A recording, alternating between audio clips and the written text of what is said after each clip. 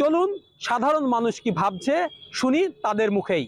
বাংলাদেশের বর্তমান রাজনৈতিক পরিবেশে সকল রাজনৈতিক দল যদি একটু একটু করে ছাড় দিয়ে জুলাই সনদ বাস্তবায়ন করে একটা সুন্দর নির্বাচনের দিকে আগায়, তাহলে সুন্দর বাংলাদেশ গড়া সম্ভব। এই 7 দিনের মধ্যে এই যে একটা সমাধান, এর সমাধান জনগণের স্বার্থে, দেশের স্বার্থে যদি এই রাজনৈতিক সকল দল একটা সমঝোতায় চেষ্টা করে তাহলে সম্ভব। আমরা সাধারণ খেটে খাওয়া মানুষ, আমরা দেশের অস্থিতিশীল পরিবেশ চাই না। আমরা চাই সুষ্ঠু পরিবেশ, সুষ্ঠু সমাজ এবং অস্থিতিশীল পরিবেশের মধ্যে দিয়ে কোনো অসাধু ব্যক্তি যাতে নির্বাচিত না হয়।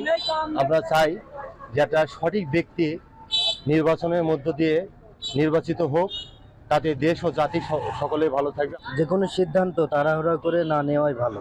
হ্যাঁ, সব কিছু মত ভেদাভেদের কারণে আমাদের দেশ পিছায় আছে, কিন্তু যে কোনো সিদ্ধান্ত নেওয়ার আগে একটু ভেবেচিন্তে নেওয়া ভালো।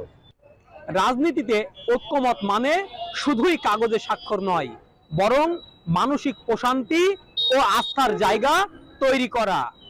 এখন প্রশ্ন, অবশিষ্ট 4 দিনে কি সেই আস্থা